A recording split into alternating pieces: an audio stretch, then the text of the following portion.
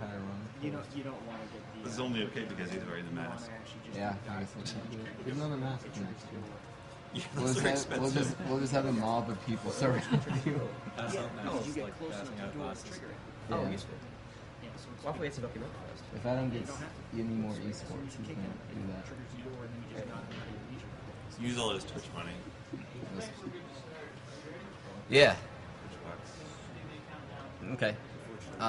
Do you have any sort of audio? Game is? Excellent. So yeah, I'm Aftermath. I'm going to be running through Darksiders on Apocalyptic. And 3, 2, 1, go. Okay. That is an instance where So yeah, this is a game that came out in like early 2010. And I don't think it's sold very well. But it's like most notable for kind of being the prequel to the Legacy of Kain series. I can see kind of a lot of the same mechanics. It's a pretty safe route so far. I've been playing it like 2 or 3 years, on and off, with help of a few other people. I'll give shoutouts to them like as the tricks come up. How much of a game 100%-ish.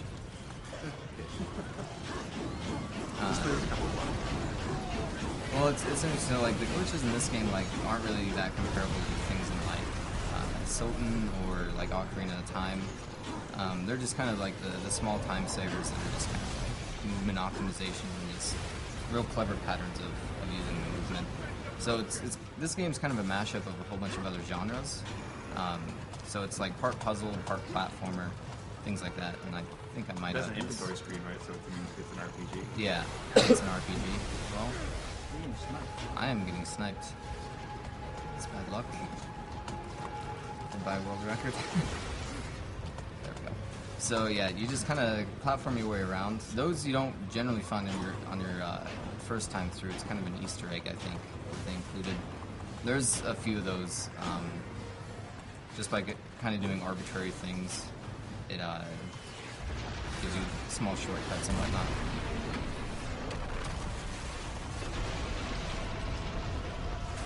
So in this part, you're supposed to go fight over there, but AFOX, one of the other guys that runs this, found a pretty clever use of just putting the car on the wall. And usually it's not an ability you get until much later.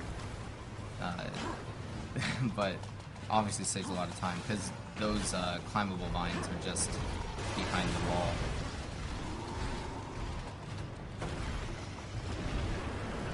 So this prologue's a bit slow, but after that it kind of picks up. It's a slow intro, but the game is pretty fun and it's worth playing. Yeah. Plus, there's a sequel to it. Or it has been for a little bit, but it's still pretty cool. Yeah, Darksiders 2. So this is something new that we just kind of found a clever way of jumping over here. No, I didn't get it. I haven't practiced it as much as I'd like because it was found like while I was at the marathon. But hopefully I don't take too long to get it. Yeah, it went to Nordic Games. Nice.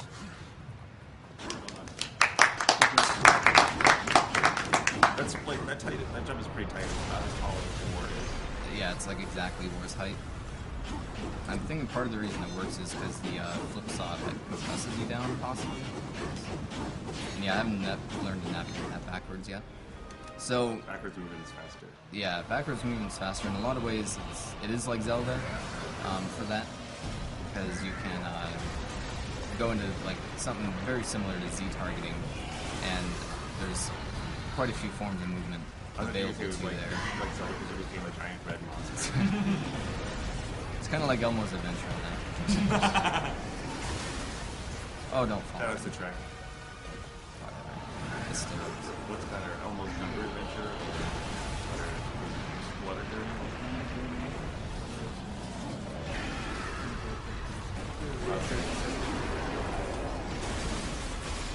So in this fight, you have to throw cars to damage them. The way the game tries it in the tutorial, you have to wait between rounds. But then, once you've done it a few times, you realize that you can just put them here, and they don't explode between rounds.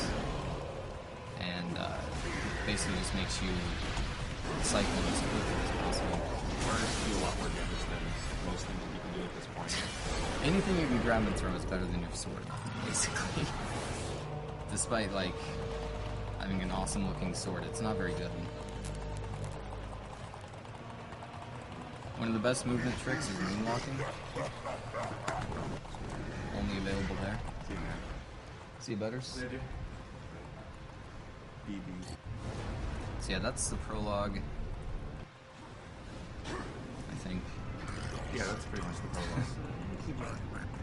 I'd say that, other than missing that really, really difficult trip times, you did pretty good. It saves like 40 seconds over the other route, because the optional route kind of takes, you get into a fight and you can get some experience. It's not the fight in the hotel room, right? No, well, it's the fourth fight, Oh. is what we know it as. But you can just kind of go the normal way and skip that fight. It saves about 40 seconds. So yeah, I'll explain this backdashing I'm doing. So like I said, with Z targeting, it's a faster form of movement. You just hold dash, or hold attack and mash dash as fast as you can. And then it cancels like an uppercut and dash into each other, making you just go really fast. It's something where,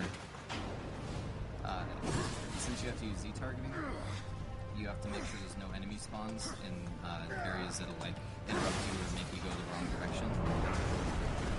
Yeah, so this is another use of that kind of card throwing ability. So that skips a few cutscenes, and there's two types of cutscenes in this game. The ones that are rendered with the engine, which cost game time, and the ones which are just played from video files, which don't cost game time. We've been playing to optimize game time, and so skipping those cutscenes which are in-game is actually quite useful. The wall climbing is great in this game. When you go back when you go and play Darksiders 2, because they took out the like quick jump on the wall climb. Oh yeah, so this is attack stuff.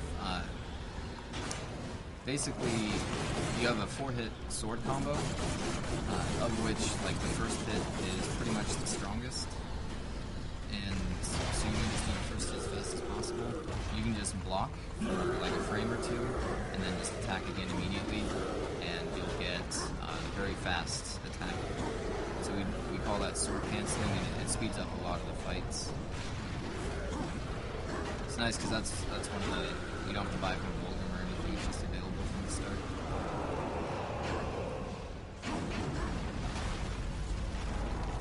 So yeah, in that fight, we just call it furniture fight, because it's obviously done just with furniture, because the sword is so bad at this point.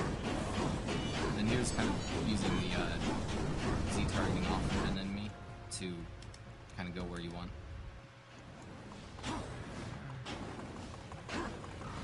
So yeah, this is basically you have to collect 500 souls for the shopkeeper. And normally you're supposed to go around and kill enemies, but another Easter egg is that you you knock over all these fire hydrants. There's 5 or 6 of them. There's a number. It'll basically open up a secret chest that's hidden that has 500 souls in it. It's a great way to level up without watching somebody grind. Yeah, because you have to go everywhere. And there's a segmented only strat for this, where you just throw like random objects from everywhere along the ground at the fire hydrants. Hasn't the routing for this changed recently? Yeah, I redid the routing, so there's not as much luck, but it's still really hard. Nope, there's half of one on my hard drive that needs to be restarted from the beginning. Because of the new trick.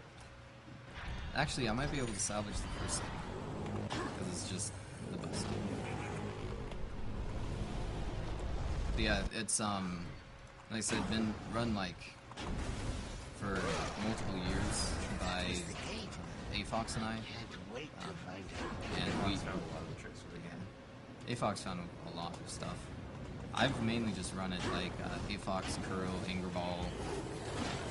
Actually, yeah, I should go into that. So this game basically has the absolute like all-star lineup of people you want to have to find exploits and Easter eggs and stuff like that. So Sockfolder, who found a whole bunch of stuff in some games played during the marathon. He worked on this game at the start, and we've mostly been phasing out his strategies because some of the stuff was he just bought some extra items that kind of changed the route quite a bit. Acheon, which is a lot of games, and we found a whole bunch of different things. Fox is just a monster, and then there's just been like he didn't really contribute anything, but Rockmox played a bit, found some useless low frame stuff. Might be useful on console. Found a few things like instant. And so this is pretty good use of the sword canceling. It just makes this one fight really fast. You can just see how fast the sword's swinging. Did I already get into the frame rate stuff? I don't think you mentioned it. So yeah, the speed at which I swing the sword is based on the frame rate, like a lot of the things in this game. So everything I do in this run is going to be possible on console. It's just a lot more difficult. And that's just because when you play this, you want to have kind of the highest frame rate. Again, it's not super important once it's past like 60, but every bit helps. As a throwback to earlier in the marathon, there's an outstanding bet between Aftermath and Adam about you playing this game on console. Oh my god. Yeah, so Adam, AK, said he would, if he gets a Fable 3 single segment run completed and accepted in SDA, I'll be forced into doing a console segment run of Darksiders, which is my worst nightmare. It's bad for both sides of the It's bad. It's basically the frame rate's not a huge issue. The main thing is that just there's some extra buttons available, obviously, on the keyboard that are useful for some of the movement methods. And since you don't have them on consoles, it's very difficult to do. Plus the frame rate doesn't always... Yeah, the frame rate doesn't agree. Like on PS3, you can't jump as high, just because the frame rate's lower. It doesn't make any sense how they have that tied to it. But you should have seen me like save warp there. There's quite a few places in the run now where we save in one spot and just didn't make use of where it puts us afterwards. And so that basically skipped running all the way around from Volgrim back to basically the entrance to this cave. And here's something that we don't know how much time it saves, we've never tested, but if you just jump off that rock and get towards the ceiling, it'll load you in the next zone. All of these are Easter eggs. They're just things you kind of find eventually. So yeah, first of just a few Volgrim trips, so he has a little spiel here. He's basically your upgrade shop. Yeah. The route, like, we used to buy a whole bunch of stuff from Volgrim, because as anyone that's played knows, there's, similar to God of War or Devil May Cry, a whole bunch of different techniques for your sword and different, like, power-ups for war.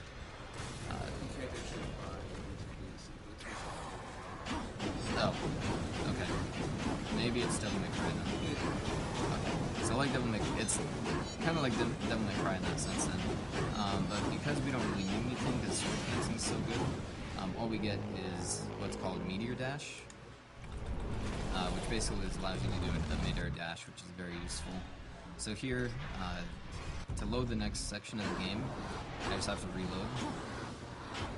And this is an interesting skip. This almost entire sequence was found by Sockfolder like a day after someone asked for it, because he's just that good. So if you use that mid-air dash there while holding Z target, you don't lose any height, and you can make it to that rock a bit early, which allows you to get up to this anvil, which has basically an item for the end of the game. And so there's a lot of backtracking at the end, but they were kind of nice about it. You can just kind of pick them up whenever you actually get to them, even your first time through here. And then this is an interesting route that we learned about. The game gives you two options. You can either like take 15 minutes to do the arenas, to get a counter ability, or there's kind of this pipe section up here that they let you walk on, which just kind of goes over it a bit.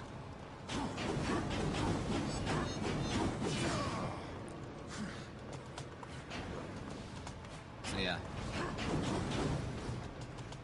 this it's kind of a preview for the rest of the game, but it's really interesting. There's a lot of games where you'll hear the term like inbounds, out of bounds, skips, and whatnot, but Darksiders is kind of unique in the way that there's really no bounds at any point. It just lets you go wherever you want, and that's often part of the puzzle, is kind of figuring out whether you need to. Yeah, there's a lot of like dungeons that you'll see, like in order to actually solve them, you have to just be out of bounds entirely. I haven't really seen the game do that. It's an interesting design mechanic, honestly. Yeah, for sure. Let's see. So yeah, one of the really important things as far as route is that I have to get all of these Volgrim shops. Like I said at the end, there's some backtracking. It's only like 7 minutes. You have to make sure that you have all of the Volgrim points to work to. Otherwise, it does take a very long time because you have to travel between them all again.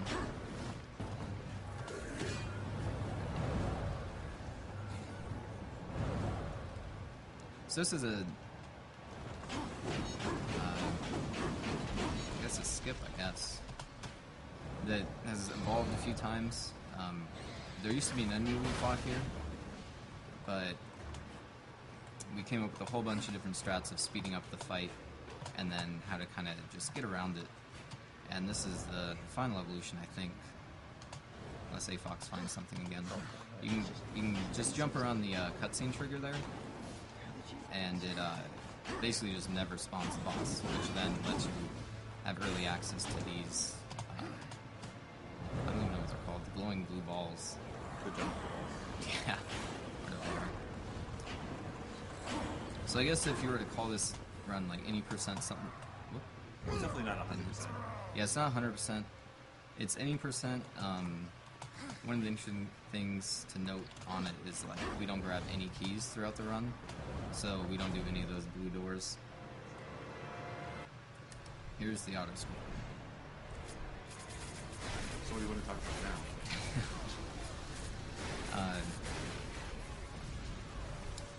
The running joke that whenever we would play this game. Yeah, whenever I would stream, basically we have a big Skype call going, and we would just choose a topic to talk about for 8 minutes. Like I said, though, the nice part about this game is that more than like just glitching it out and things like that, it's all about just kind of these clever movement options that the game gives you. And so really optimizing those and just like having very good execution is what determines your time more than like RNG or anything like that. And so I forgot where I was going with this. What was your favorite run from the marathon? F-Zero GX by far. Pretty good. Oh yeah, so because of it's all just kind of execution based, there's really no lower limit for the game except for how long it takes to do this Autoscroller is what we've determined. Because there's been times where I like stop playing for a few months, come back and just beat the record by like 2 minutes. The aftermath of that. But yeah, the one thing that's hard for a lot of new players in this is there's an achievement for killing 160 enemies, and most people have a hard time with it because it's just hard to like do enough shots to hit all the enemies. What most people don't know is there's another Easter egg where basically you have at first glance 2 types of shot. These charge shots you get by holding the left click or right trigger on Xbox and PS3, and then if you click, you just get that. But if you click and then hold, you get this like steady red stream of shots, which makes basically disintegrating all these guys super easy.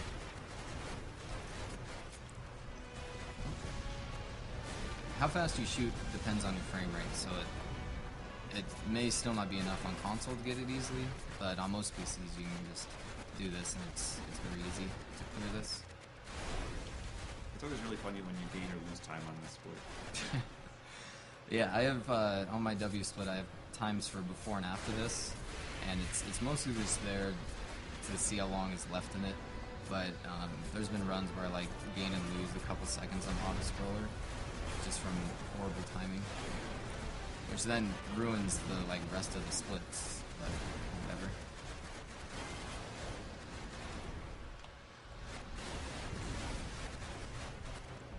Should have had someone on chat. I make pull out my phone. Yeah, so let me know if there's any questions, because there's questions? not much going on for 5 minutes. Yeah, but I haven't asked him one person until now to start asking. If anyone wants to ask Aftermath anything about Darksiders or life in general, that's fine. It's a broken mess. You heard it here first, folks. Aftermath's life is a broken mess. I haven't seen it hold up here. Okay. Yeah, the Autoscroller just takes forever. It's not something like we even need souls for, really. So there's... Uh-oh. I didn't get him? Oh my. People, I don't know, something with the voice.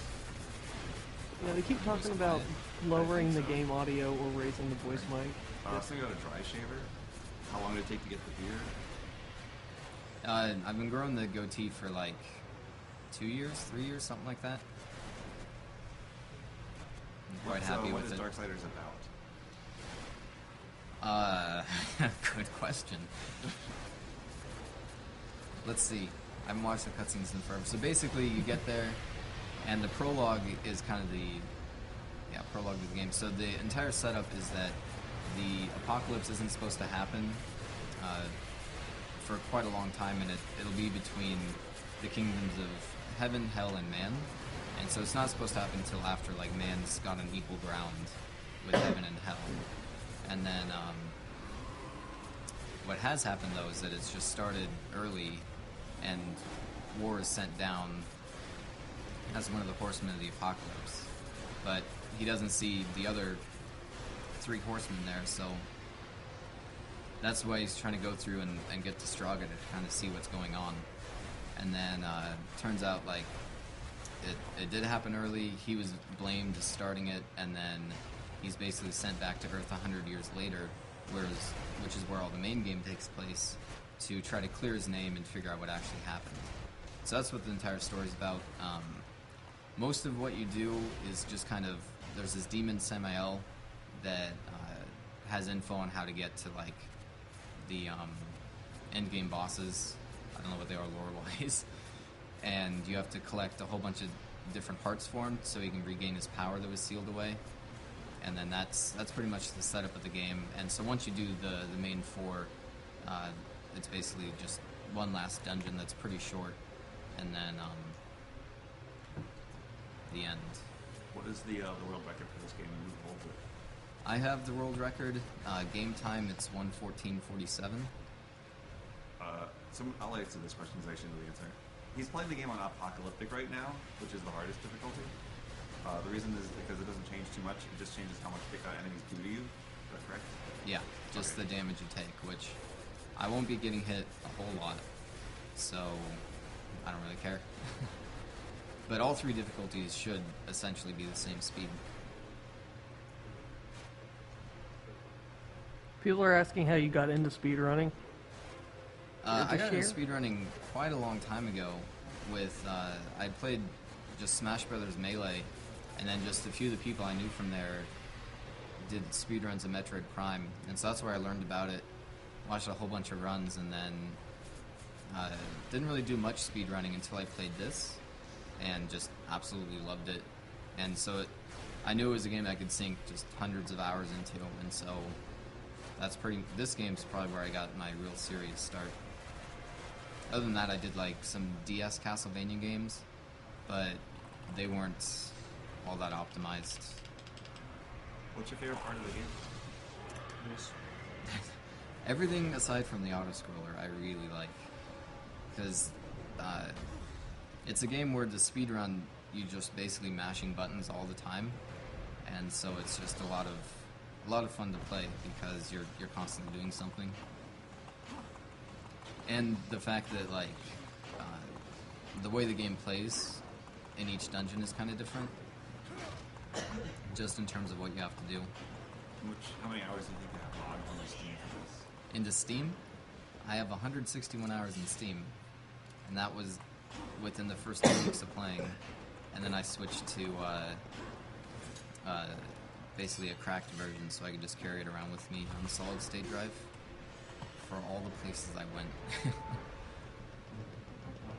But the main reason was, in the Steam version, you can't switch to windowed mode, and for streaming, it's very convenient to have windowed mode. So I had to play on the 1.0 version, which allows you to toggle it to windowed mode. And that's the only difference between 1.0 and 1.1, is that you have the full screen option, or you don't.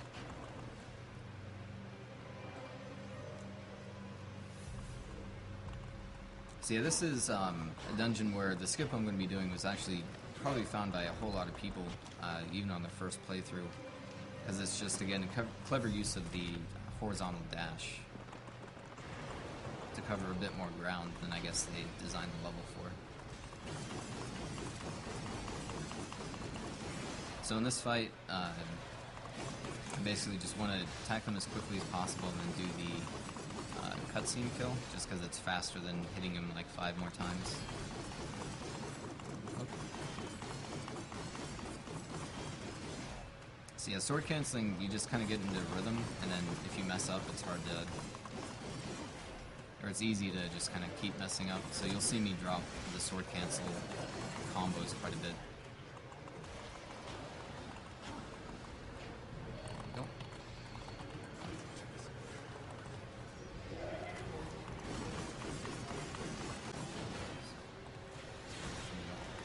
That's good. So yeah, the sword plant there, I think that's pretty much one of the only times we use it in the run. It's, or no, I guess we use it in the general fight. It's really good at killing like surrounding weak enemies. The bats are normally very difficult and annoying to kill, so it comes in really handy there.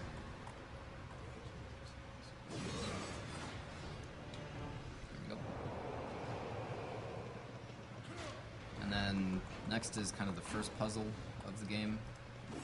Basically, I have to throw that bomb into that wall. It took me like 6 hours my first time. I just stood in the room, just looked at unsure what to do. Yeah.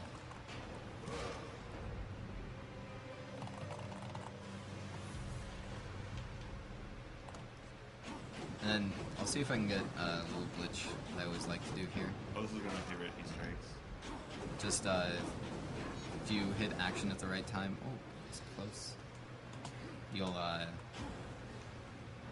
just kind of open that door from the wrong side. So yeah, using that horizontal dash, you just get across that chasm, which you're not supposed to, until later. Again, not sure how much time it saves, we've never tested. There's a lot of stuff in this game that we just kind of like found little tricks for and then just never went back to see if they're faster. And then just some like really minor stuff we would go and test for like days on end to see if there's a different way of doing it.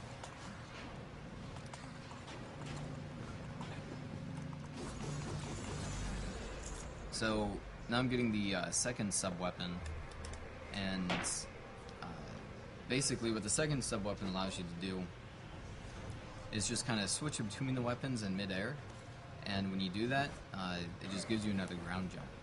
And so basically you can just, like the description here says, by skip it too quickly, just kind of jump as many times as you want. Yeah, that's what the... Yeah. I've never seen any other use.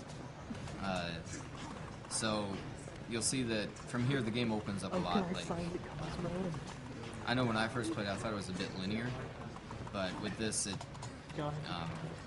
really opens up your routing options if you. It's really cool the graphics were planned in this game. You'll be seeing that shortly. Yeah. Like this. Yeah. And so yeah, apologies in advance for doing most of the game sideways or backwards from here on out. It's difficult to get a good run without playing the game one of those directions. There we go. Loading trigger. So this was kind of neat. The boss door will activate if you're on the wrong side of it to show that it's locked. And then since you're on the wrong side of it, we'll just spawn you inside anyway. And so that skips maybe 1 or 2 rooms, something like that. And then you can just go to the boss. Yeah, it's basically like you're supposed to go get a sword from like an adjacent room and then put it on the door, which then gets you to the boss room. But you can just kind of go up and over that room to get there otherwise. So yeah, this is the only boss that's like dependent on doing damage to it. As far as dying goes, all the other ones are just kind of like puzzle bosses, where as long as you do the puzzle, they die.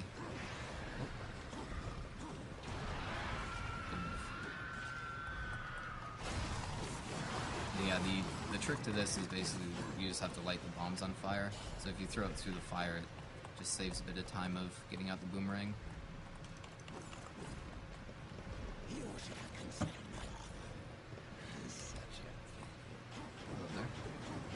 Don't mind me. Should attach things to your shirt. Oh. Might be that quiet? Mike's giving his issue. Not your fault.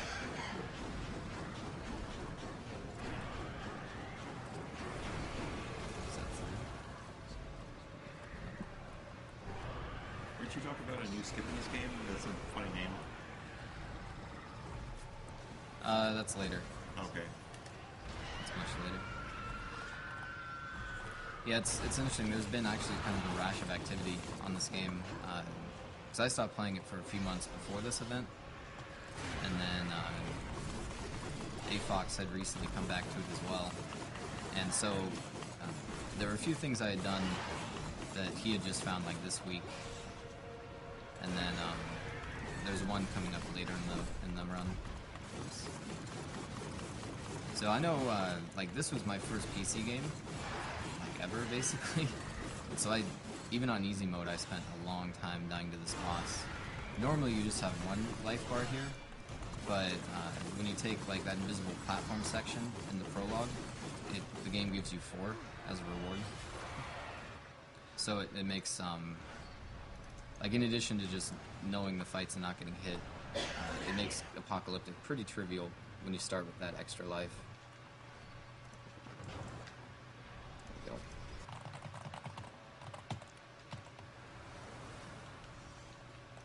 go. So you'll see, oh I guess I already showed it off, the other use of the infinite jump. Basically you can dash with it. You can jump down a chasm with it. Additionally, you can dash with it, maybe. And if your timing isn't terrible, you can just link really fast air dashes. And turning in the first heart. So yeah, pretty much after every dungeon, you'll see me come back and talk to that guy. Basically, he gives you a new power or something like that that lets you access the next dungeon. So there's a fight down there, but if you want to kind of stay low level with your weapon and everything, then you can just go up above, and yeah, it's a nice skip. There we go. So yeah, should I drop it? Sure. So yeah, I don't think I can really keep the pretense up. Not that I did it well, but of this game not being completely broken. Because from here on out, now that I have infinite jump, I can just do whatever I want, more or less. So, all you'll see me doing, or all the route is from here on out, is pretty much get the Vulgrim point, go to the dungeon, grab the item, and go fight the boss. And so, it's nice that you can approach the Vulgrim points from out of bounds. One of the big things with this game is that because they didn't want you to go around loading triggers and stuff like that, they made them extend out of bounds. And so it's easy to hit them from outside, like from pretty far outside. Let's see. There we go. So what we did for routing was basically find everywhere that the game has like a small hallway or something like that, and then see where the game kind of froze up for a few like split seconds, and we knew that was the loading zone, and then we just kind of saw how to go through it to load it from outside the level. And so because we skipped some of the loading times are like longer than they should be, even though it's on like a solid state drive, like this one. Because the way the loading zones work is there's some that are just like pretty universal, like as long as you have kind of the basic area that it's supposed to be in loaded, then it'll be active and load for you. Other ones you have to load like in a specific sequence. So like this is one where you skip the entire Autoscroller with Ulthane, with killing enemies, just by going straight to the dungeon.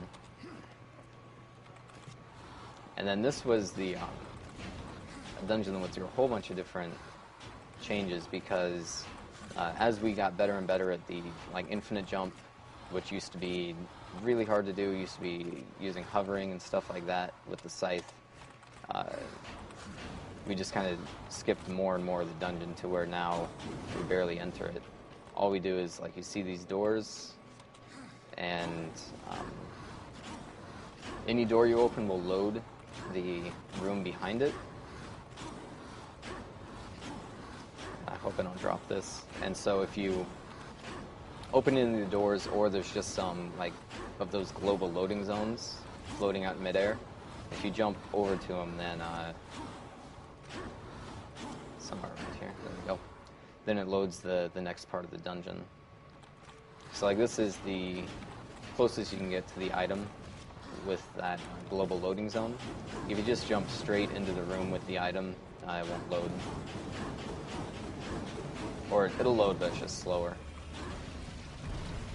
And then you get the fist. So that skips...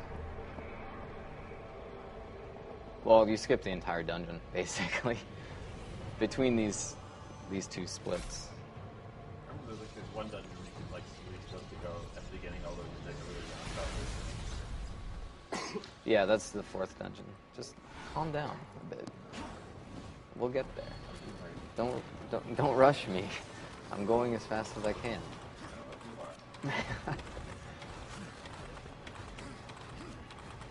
So yeah, this is another one where we're just off to the boss now, and we spent some time looking for the closest trigger you could jump to that's near the boss. We used to go to a door way off in the distance, and then walk around from there. But we found one that takes quite a while to load. That's just a pretty precise jump over here. So that's why I use Z-targeting to kind of lock my aim. So once I line up beforehand, I know if I just jump straight over, I should have it. Cool, and I got it. This is the one of the routes that doesn't work on console. It just causes it to soft lock because it's way too much to process. Oops. Jeez. I have a hard time kind of switching between the different keys there. No, I haven't soft locked on PC. What I have gotten is a lot of like crashes to desktop, especially on Windows 8 on this PC. So I'm hoping that the game kind of stays stable. It has so far, but we'll see. So I may crash once or twice. So you'll see me go into this aim mode here. That's so I can still move my character's like angle while doing the side dash. Because like I said before, if you're doing that straight side dash, where your character is looking is locked.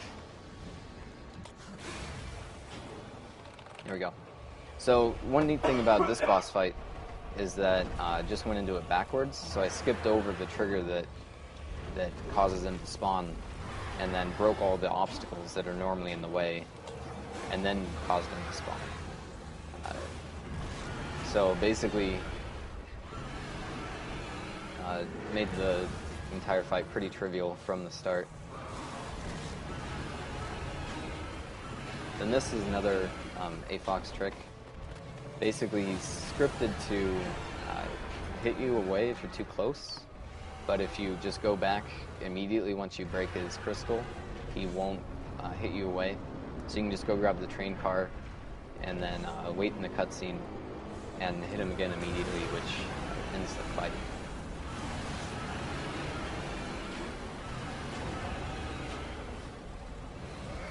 So that's the second boss, and left click first, but yeah. So that was the entire second dungeon, which I know first time through took me like the second longest out of all of them. How long did it take you to beat this the first time, would you say? A little over 13 hours, and then somewhere around 18 hours to get 100%. And that seems to be a pretty median time for people based on how long to beat.com. Ooh, good time. So, I get the gun after that dungeon, and what the gun does is shoots you really fast. Basically by dashing in midair, and then, hold on, I can't do this and talk. So yeah, by getting the, by jumping, dashing, and then shooting in midair quickly, you keep a lot of your momentum, and can basically just repeat that to move very, very quickly. It's the fastest form of movement outside of the horse. Also, the gun allows you to interrupt the mid-air dashes, which makes going back dashing and stuff like that a bit faster.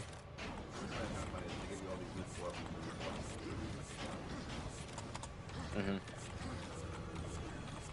Yeah, horn collar, crossblade, gun. Yeah, lore-wise in this game, it's a bit odd. They didn't stick with the canon four horsemen. That's really close. Canon four horsemen, because they, I guess, weren't sure what they could do with, what is it, famine and pestilence. Don't speak of it. I hate the horse. And so they changed them to Fury and Strife. And voice just went out.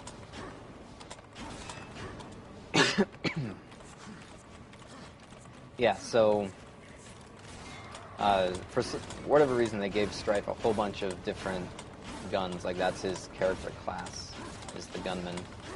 And so in this game and the next one, the guns you get are actually supposed to be his. Come on, go bit. There we go.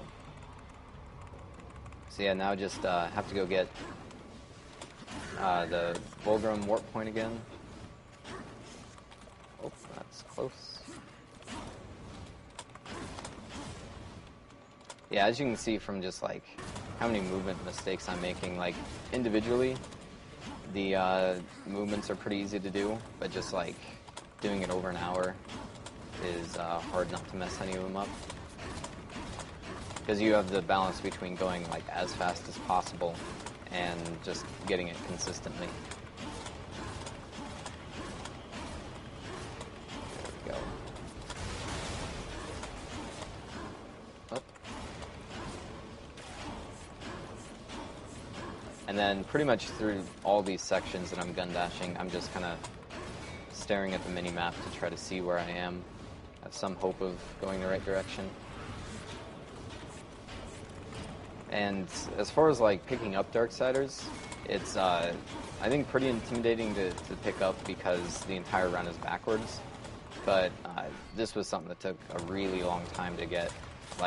Any of the backward dashes in, the backwards air dashes, we did ones so you could see where you're going that were a lot slower for like a full year and a half or something before we just had kind of the technical skill to like be able to do it backwards and moving around and everything.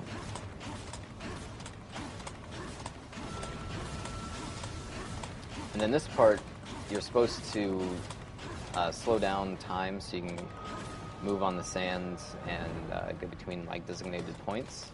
But since gun dashing is so quick, you can just gun dash where you want to go, and you almost outrun the worm. Oh. Like there was a challenge AFox made me do the other week where we did this boss, which is just a giant worm without the gun, or no, without the horse, and you can just barely do it. It's ridiculous, but it just kind of shows how good gun dashing is and all the movement options you're given. Jeez. So yeah, through here, I'm just activating some very specific loading triggers so that the next section loads how I want. What I'm trying to do is load like a fight that happens coming up and then not load anything else. So you'll kind of see. Most people I've talked to say this is kind of their favorite part. So prepare to be underwhelmed. Just someone called it Bethesda climbing.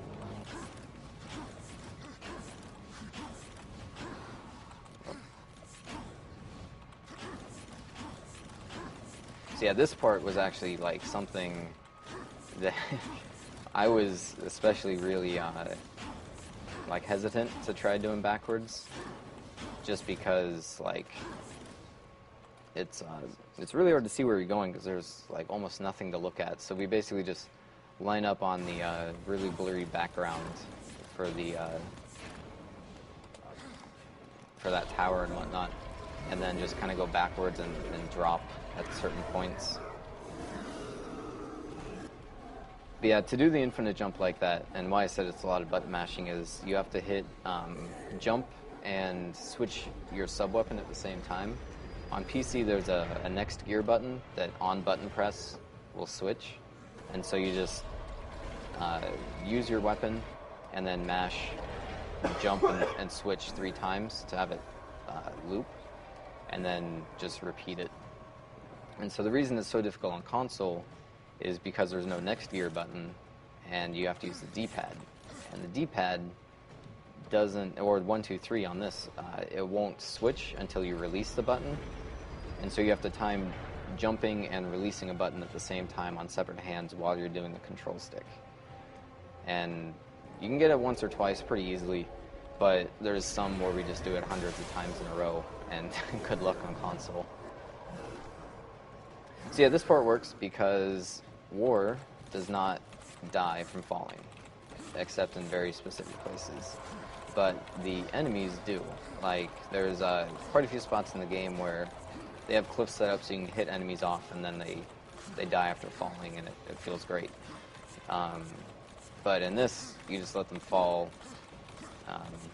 and then they die, and you reload, and you're back in. So the only worrying thing is sometimes there's another car thrower that doesn't fall. I'm hoping to see him soon. There he is. Excellent.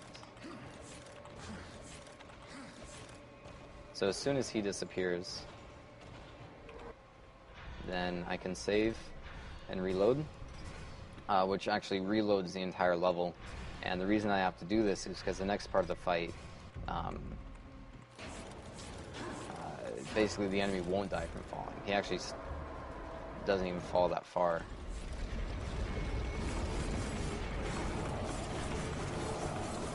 Then, like everything else, this fight's pretty trivial. Is it overpeaked really badly? Okay, just the speakers. And yeah, so the reason is he has this like cutscene death thing you need to do and you can't do while falling. Maybe you could if you shot him enough.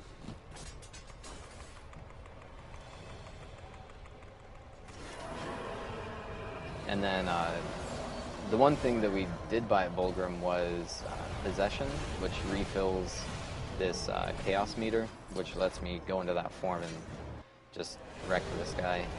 It's actually a part that I'd probably die on if we didn't have that, because he hits for basically half your health for like 4 full bars. It is my horse. We could learn the fight, but just unpracticed, it's very difficult. There we go. Now we have the horse, and then we leave. Those guys are kind of special. They're very, very difficult versions of enemies. They kill me in one hit, so I just kind of run away. And that's probably the best option. There we go. I get lost in here a whole lot.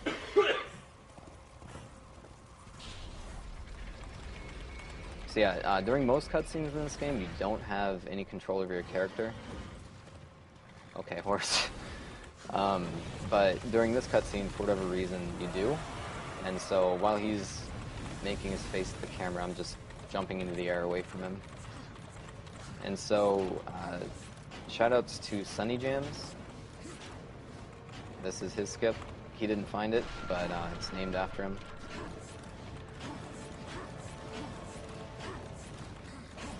Basically, we had, where is it? This way? This is one I have not practiced as much as I should have. I got it though. So it can be a lot smoother into actually like falling in the window here. Oh, come on. Somewhere. Yeah, I'll take it.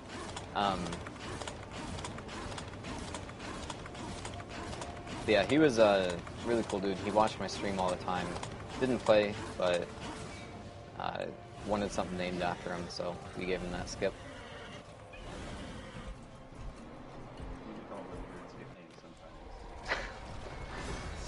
Yeah.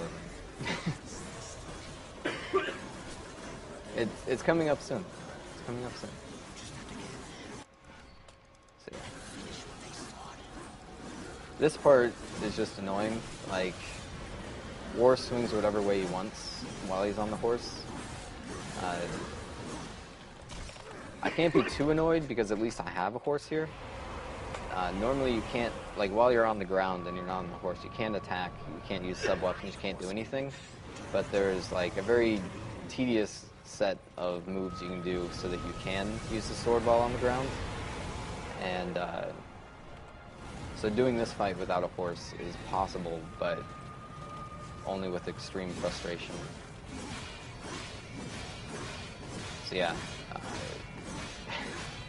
So you can see this part takes like 10 seconds to do without a horse. It was 14 minutes is my best. Because it takes, you do like insane damage while you're on the horse. And so it takes like 10 times as many hits or something. Then I just have to wait. This boss is very, very heavily scripted. As long as you don't mess up, your time's going to be exactly the same every single time.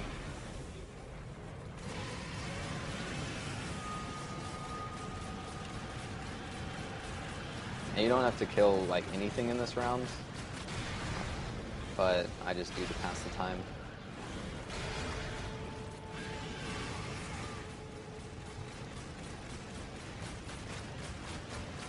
Anything from chat? The running joke is that like chat's just dead anytime I stream, because on my channel at least there'll be like, I average like 20 to 40 people, but I'll stream for like 10 hours and just have one line of chat, which is me testing it.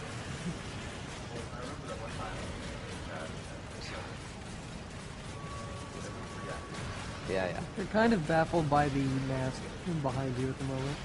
By what? By the nightmarish, greenish, giant face that's sitting behind you. It's tender love out there. show the Horseman glitch. Yeah, shoutouts to Zaspat. He's heavily drugged up right now, but he just had his wisdom tooth out. I don't know. Yeah, but otherwise he was going to make it here, and so like we're all in a big Skype group, and we're sad to see him not here. Shoutouts to the Rift. Minus Adam AK. Chat's asking, how is this a spiritual successor to Legacy of Kain? How is this considered the spiritual successor to Legacy of Kain? Well, it's the prequel, not the successor. That's just something Zaspat and I decided, because if you play normally, they have like exactly the same puzzles all the time. So, pretty much means it's a prequel. Yeah. I don't know why you're so salty about that. Yeah, there's a conversation we had here where basically I define an RPG as any game that has a dedicated equipment or inventory screen, because most games you can like switch on the fly or something like that, but only RPGs really take the like development time to make a dedicated equipment screen for you. And I think the only like counter they had to that was Resident Evil, which is an RPG clearly, and Quest 64, which is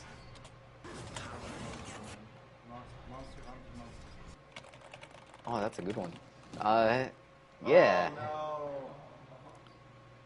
So yeah, that's something that happened. Is the stream still up, or did it HD? Okay. Let me know if it goes HDCP.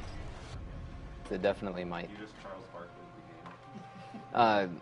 This is something I had when I first ran the game on like a really bad Windows XP computer. And since I upgraded, hadn't had any sort of issues. Oops, I need to buy something. But it seems like just on certain operating systems the game runs very poorly. So it might crash again towards the end, but hopefully I have enough autosaves. Did I save? Yeah. This is another use of the save warping. Basically, if you make a manual save here and then load it, for whatever reason, it just spits you back out at the exit.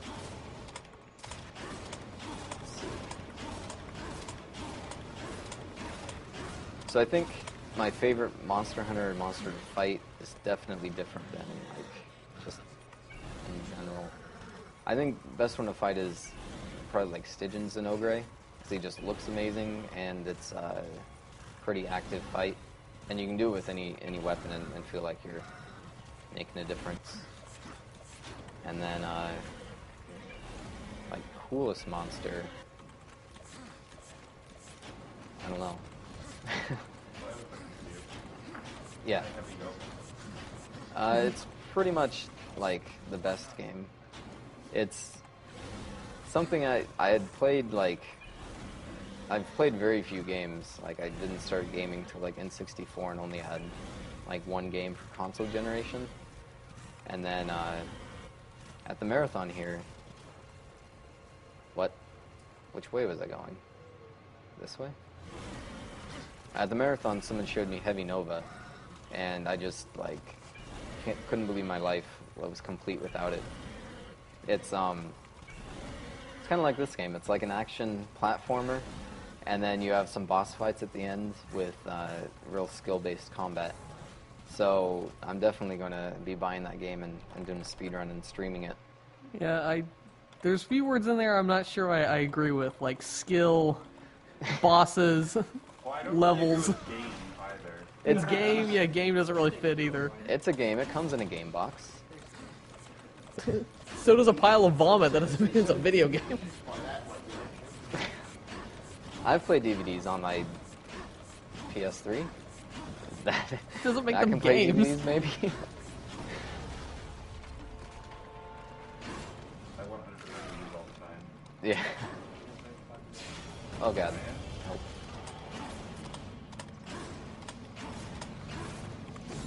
There you go. So this is the grapple.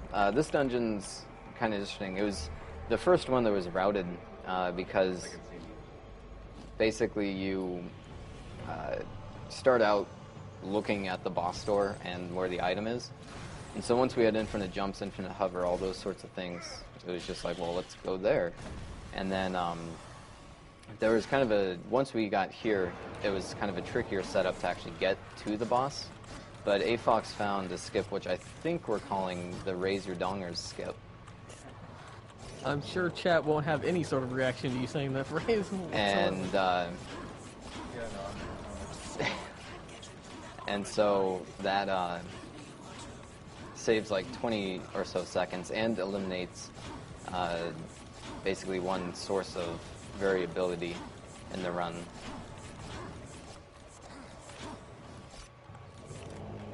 How low am I? How high am I? Where am I? Oh, there we go. Am I low? There we go. Oh, yeah. There we go. So the reason it's called that, there is a story behind it, is because I had never heard of that meme until, like, I was just practicing different ways of doing that skip. A different skip that ended up failing, but chat got pretty bored, and so they introduced me to the Raise Your Dongers meme, which just, like, for half an hour was just being flooded, which was amazing, so. Yeah, kind of like right now. I'm now definitely in love with that meme. Like, you're in the donger zone, the hidden donger is the most dongerous, stuff like that. Yeah, it's pretty good.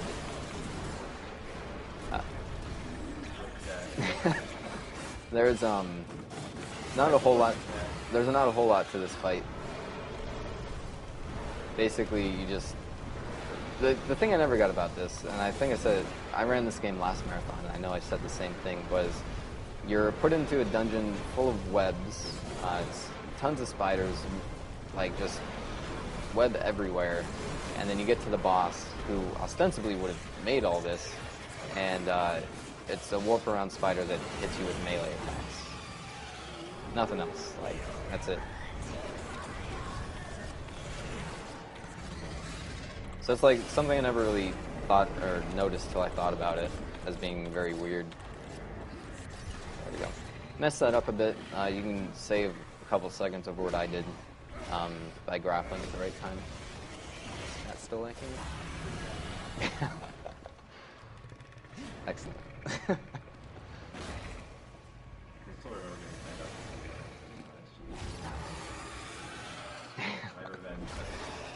Is that why you're so excited about it? Yes, it is. See, I think I'm going to keep that name. I like it. I like it too. You need like a tender love skill. If we skip Straga or something, maybe. Or if Adam ever finishes the game. There's, so the way that running this game has gone, like I said, there's pretty much an all-star team of people that worked on it. But what generally happens is they'll play it, finish Prologue, and be like, yep, I think I'm done. I've seen the entire game. Or they'll actually make it a bit further, get past Choking Grounds, which has like the first out-of-bounds skips, and then they'll get to the first dungeon and get infinite jump? Yeah, that's a move. They'll get infinite jump, and it won't work on their keyboard. They'll either have laptops, or they just have some keyboard that the rollover doesn't quite work, so that it can't hit it at the same time. And I just have a Logitech K120, which is like a $6 keyboard, but it's like easily the best gaming keyboard ever made. I know at least 2 of the other active Darksiders runners have it as well. I think Kuro has it and Ingreval has it. And then we use like the top tier mouse is like a G500 because it has a free scroll wheel. So a lot of the stuff I'm doing is actually switching between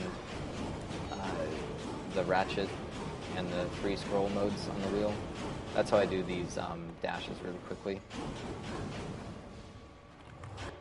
Let's see now to here. So now I just need to turn in the hearts to Samael and then do a pretty interesting dungeon skip. I think this one might have been intended.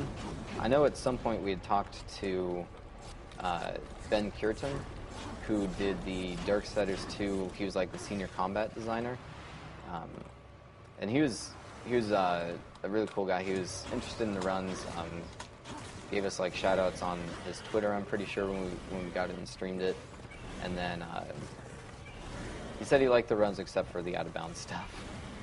But he did like say that there was a lot of things that during testing they just kind of kept in because it would like make players feel good when they found something, generally inbound. So I think this next one is kind of part of that. But we took a long time to find it. So basically, all of these loading zones, in order to cut down on how many times it actually says now loading, they just kind of stored the dungeon above this loading zone. All the maps are stored somewhere around the loading zone, but generally they're a bit further away. But because this one's right here, we can just jump up to it and never even enter the dungeon. So it's like if you didn't find this your first playthrough, you're just kind of punished with like a 3 or 4 hour dungeon where you have to do puzzles on the way up and on the way down from items. So yeah, those rocks, if you go near them, they glow, because that's actually like the individual stones that make up those bridges that you run across. And here we go. So this is underneath the dungeon. And here's the loading zone. Like I said, it's very nice that the loading triggers extend so far, because you just kind of go anywhere near those stairs and the game just lets you to the next area. And then falling outside that elevator, same thing. The game thinks you're going down. So one thing this game definitely didn't do a mashup of is Portal, because I'm pretty sure there's no Portal gun in the game. In exchange, this last guy is pretty difficult. You have to time... Always worrying. You have to time when you fall and where you fall on this platform on the back to activate the eye, as if you were doing it the unintended route. There we go. And this is easily like kind of the big run killer. Again, not for RNG or anything, but just because it's actually pretty difficult to get the timing right. And so it's still going through revisions on kind of like what our cues are for everything with him. And it's something that like new runners will struggle with, especially because it's hard to be consistent with him until you've played like way too much. That thing? Oh, there's one more. There we go. So on these guys as well, it's faster just to do the cutscene kill. So, yeah, the general way I'm doing this is just kind of sitting back in front of him, and then as soon as he's about to start the wind-up animation, which is normally where you jump through the portal, he will let his back be activated. And so it's mainly just kind of getting in the right general area, and then just muscle memory knowing the timing of when to drop down. There we go.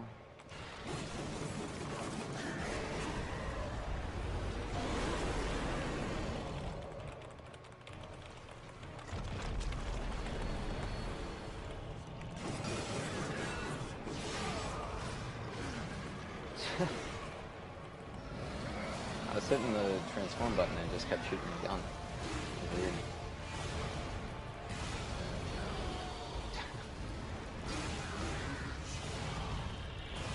Oh no, I missed it.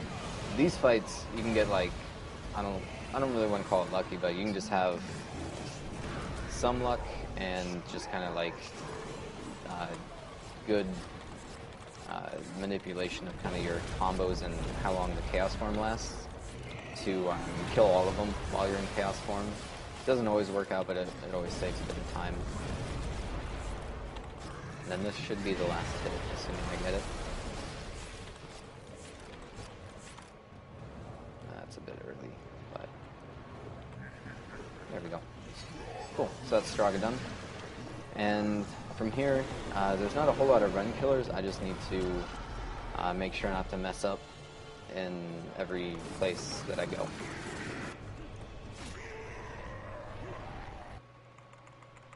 He came to me after his Because yeah, again, it's just like there's time to lose everywhere. Like there's not a huge amount of like run killers in the game. It's just you can lose time everywhere from just not playing perfectly.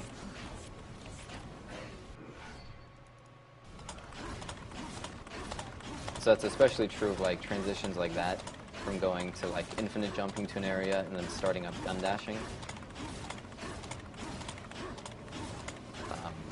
And so that's one of the things that like I've been improving on recently, is just kind of working on the basic skills like that. So it's kind of weird, if you crash at this point and then reload, the walls of the place disappear, and then he can just follow you through. But then if you deactivate the bridge, he'll just stand floating in midair. We'll see if we can get it to crash. Come on. That's too bad. Oh, there we go. Good old Windows 8. So yeah, I'll show that off, I guess. It's kind of weird. It's just kind of funny. He'll end up falling forever.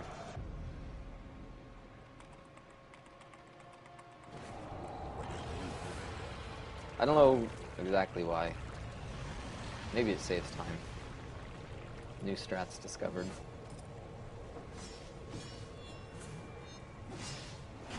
See, he should just follow me. And then I just deactivate the bridge. Ah, he's not in the right spot.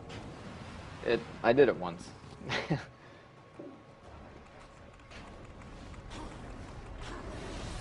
Yes, no crash.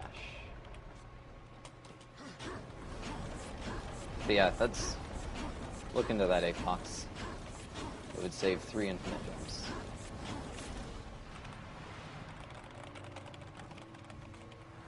So yeah, now it's coming towards the end of the game. It's just trying to collect the missing Armageddon pieces.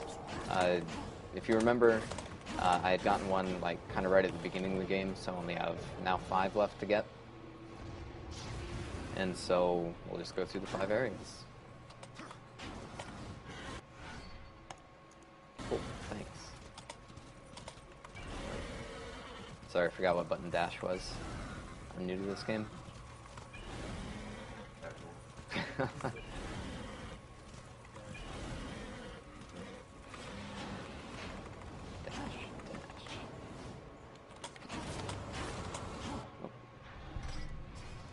So yeah, there's no real order you need to get these in. I just kind of go in a superstitious order because this was the one that wouldn't crash my old computer, and I just kind of kept it. So we'll see if it works on this one.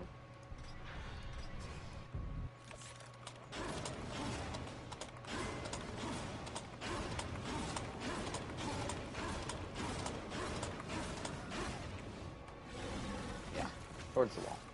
Somehow I'm really bad at directions for that. And then there's a long sequence of puzzles here, pretty much at all of the Armageddon Blade pieces, but somehow we have infinite jump, and so we just kind of go straight there. And one of the interesting things with how autosaves work is not all of them save your position. So when you pick up the shard, it saves that you have the shard, but not that you were up there. And so you can just reload your autosave and appear back at Vulgrim, which saves quite a bit of in-game and real-time.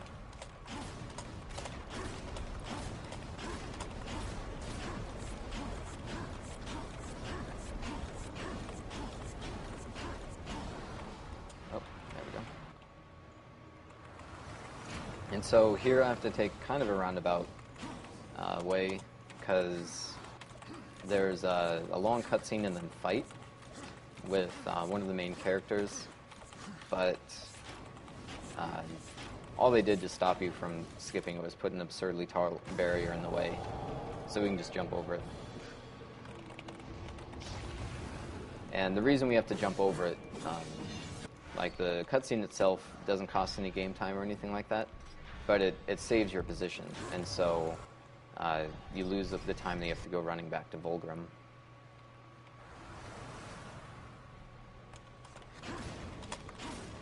Go. Back up. Yeah, there's been there's not been that many new runners of it recently, of this game.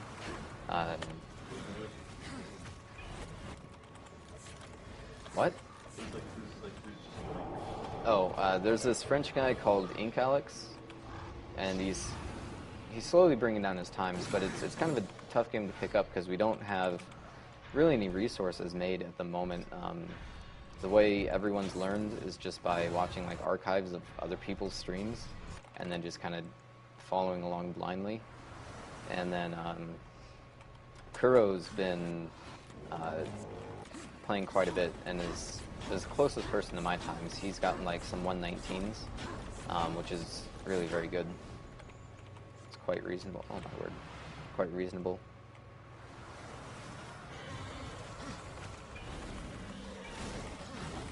But yeah, it's like I said, it's kind of daunting or intimidating just because your first instinct is to try to go backwards through everything, but it's really when you first pick up the game that you want to go forward until you're really comfortable with where all the loading zones are, how you kind of recover from missing them, because you will a lot, and then just knowing the route, because it's not a long route, it's just kind of hard to learn, hard to pick up because so much of it is just in empty space. There we go. So I'm kind of slow at this bit. I just recently learned how to infinite jump left because I'd never been able to use my pinky on a keyboard.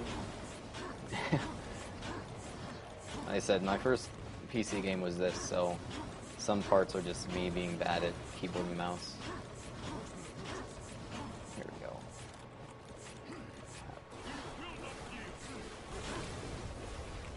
There we go.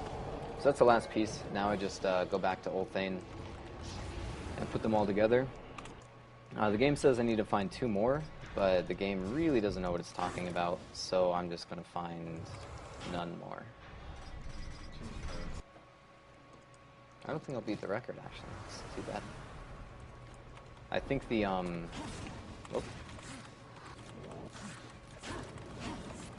think there's some bad playing mixed with, I think that Eden thing did lose me some time since it autosaved.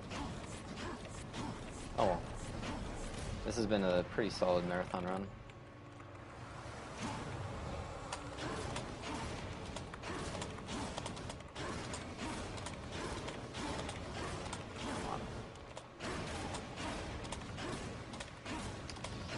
My last time was like a 1... It was really close to the record. It was like a 117, 118. Last year the record was 116.44. And there's been some new skips found since then. But like all of... I don't know, there's a lot of time to save in this game yet. It's just getting a run with no mistakes.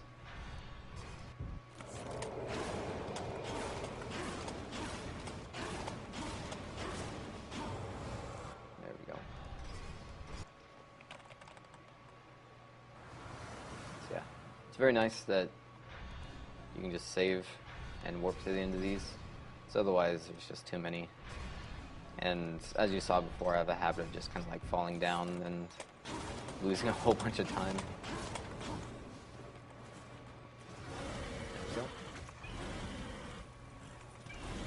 So coming up is a cool trick found by Akion. We don't really use it anywhere else but here. But it's an interesting find nonetheless. Oh. There we go. If you try to get on your horse there, it just doesn't know what to do and puts you up top.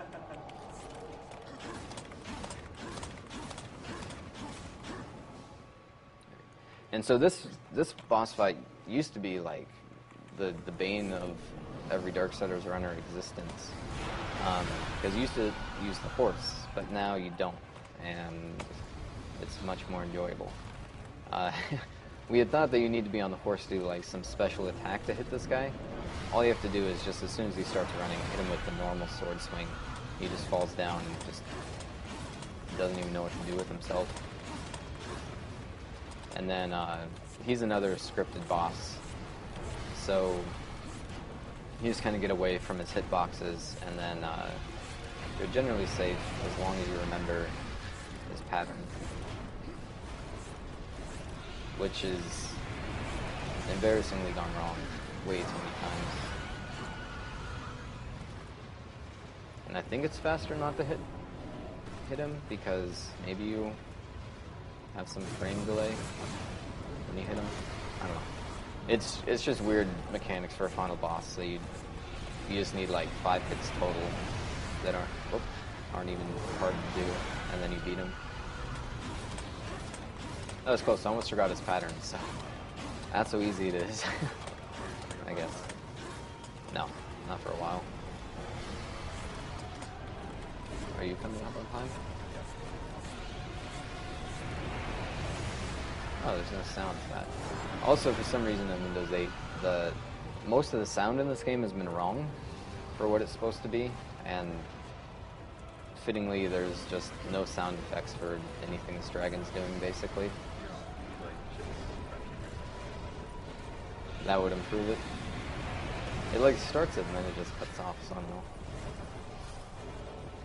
This is the only part we use the horse just because it's a little less tedious.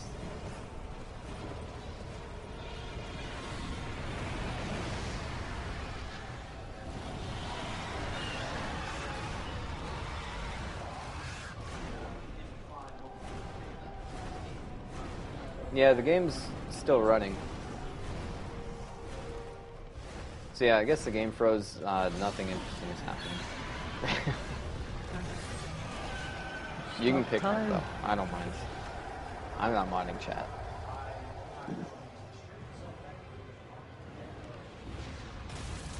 Right.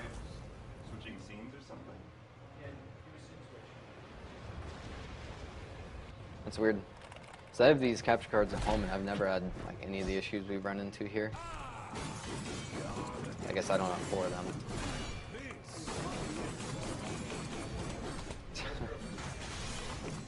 So yeah, I'm on the final boss now. The Rift. Get a picture while we're here. Hey, glad you can make it.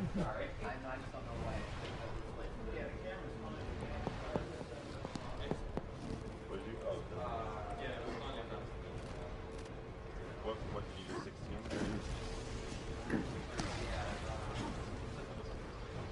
So yeah, this final boss is pretty trivial with sword canceling, even though you can't see it. I'm just sword canceling on him and definitely beating him fair and square.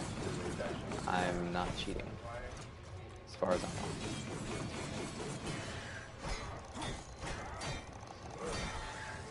know. Oh, smashing the middle mouse there. Yeah, this is kind of an anticlimactic final boss. It's just like there's yeah.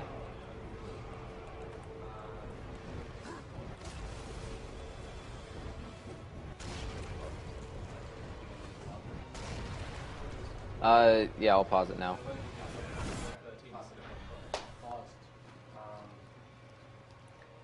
I'm gonna go for risky strat. No, I already know what my game time is. Did you mess up full screen? No, I messed up Windows 8. Oh god. I messed up quite a few things though. Just like small things. I didn't miss any of the skips, but it adds up.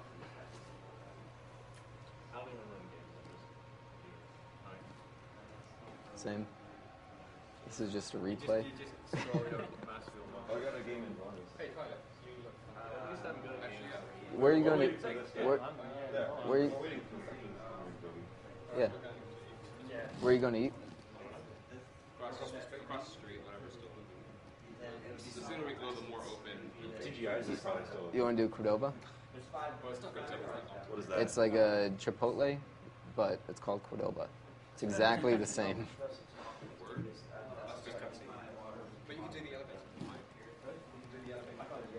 Anyone in chat have anything to say other than picnic? Come on, chat. Let's chat it up with Aftermath while we wait for this stream camera thing to. But yeah, on my stream I generally play. Is the stream actually up? The stream Okay. itself is up. Okay. So yeah, if you liked it all what you saw, or me or whatever, I generally stream this game, especially because I'm trying to do some record attempts at home, and then I've been playing on Mech Warrior, and then just some other random games that I'll be speedrunning, such as Heavy Nova. I'm hyped Down for the Heavy Nova. Heavy Nova races. Yep. Yes. Yeah.